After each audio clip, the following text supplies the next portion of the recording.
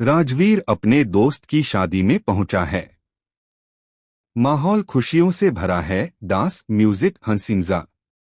लेकिन तभी अचानक एंट्री होती है काव्या की। काव्या शादी को रुकवाने आई है क्योंकि उसे पता चला है कि उसका दोस्त धोखे में शादी कर रहा है। जैसे ही राजवीर की नजर काव्या पर पड़ती है, उसकी दुनिया थम जाती है। ये तो बिल्कुल मासी जैसी दिखती है। उसके हाथ कांपने लगते हैं। जमीन खिसक जाती है।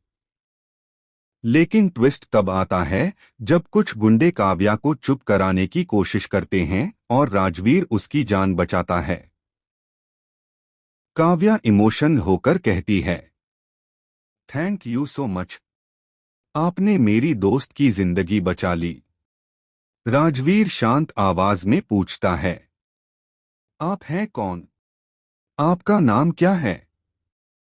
और जवाब आता है, मेरा नाम काव्या है। नाम सुनते ही राजवीर के होश उड़ जाते हैं। शक की पहली चिंगारी। राजवीर कहता है, तुम बिल्कुल मेरी प्रीत मासी जैसी दिखती हो। क्या तुम उन्हें जानती हो? काव्या तुरंत मना कर देती है। लेकिन उसकी आंखों में एक अजीब सा डर झलकता है। राजवीर एक अजीब सा फैसला लेता है, तुम मेरे घर चलो। मैं तुम्हें अपनी मासी से मिलवाना चाहता हूं। उन्हें सरप्राइज देना है।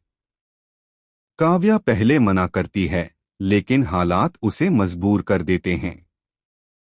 घर के बाहर सृष्टि का झटका। जैसे ही राजवीर काव्या को घर लाता है, दरवाजा खोलती है सृष्टि। काव्या को देखते ही सृष्टि के चेहरे का रंग उड़ जाता है।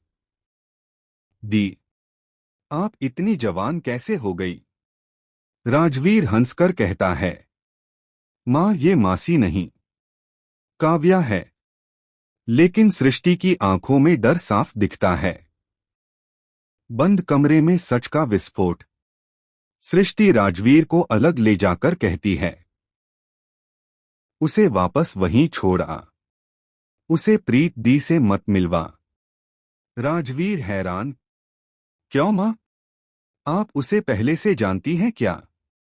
बहुत दबाव डालने पर सृष्टि का दिल टूट जाता है और वो सच्चाई बता देती है, काव्या तेरी बहन है और मैं तेरी असली मां नहीं हूं। तेरी असली मां प्रीत है।